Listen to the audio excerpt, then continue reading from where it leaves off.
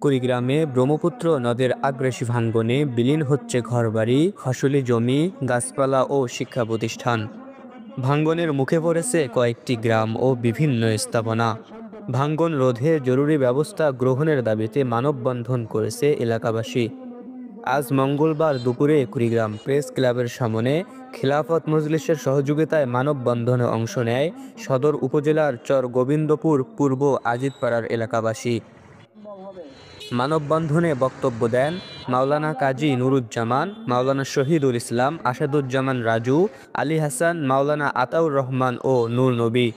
বক্তারা ব্রহ্মপুত্র নদের আগ্রাসী ভাঙ্গন রোধে অবিলম্বে জরুরি পদক্ষেপ গ্রহণ ও স্থায়ী বাঁধ নির্মাণের দাবি জানান। আপনারা জানেন কুড়িগ্রাম জেলায় ছোট বড় 16টি নদী অন্তর্ভুক্ত।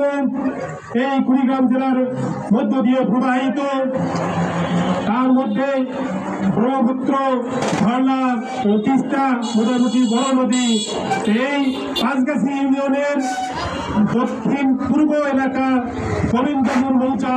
এই গোবিন্দপুর মৌজার পূর্ব পাশে ব্রহ্মপুত্র নদী কবলিত এবং তার দক্ষিণে বেগমগঞ্জ ইউনিয়ন। আজকে যারা এখানে উপস্থিত হয়েছেন ওই এলাকাবাসী, পূর্ব গোবিন্দপুর মৌজার এলাকাবাসী এবং খিলাফত মজলিসের কর্মীবৃন্দ ওখানে আমাদের অবস্থান করেন।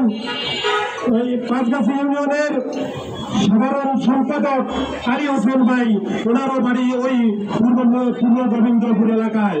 ওই এলাকার লোকজন বর্তমান যেহেতু নদী প্রবাহিত এলাকা, ওই এলাকায় বহু লোক জলজমিতা নদীর মধ্যে বিলীন হয়ে গেছে। নদী তার মধ্যে অন্যতম হচ্ছে ব্রহ্মপুত্র নদ এবং দুধকুমার। সেখানে নদী ভাঙ্গনে হাজারো হাজারো মানুষ দিয়ে মারা। আমরা জেলা প্রশাসন মহোদয়, বিশেষ করে পানি উন্নয়ন বোর্ডকে বিরুদ্ধ অনুরোধ করছি, ওই গৃহহীন মানুষগুলোকে আপনারা রক্ষা করুন, স্থায়ী একটি বাঁধ নির্মাণ করুন।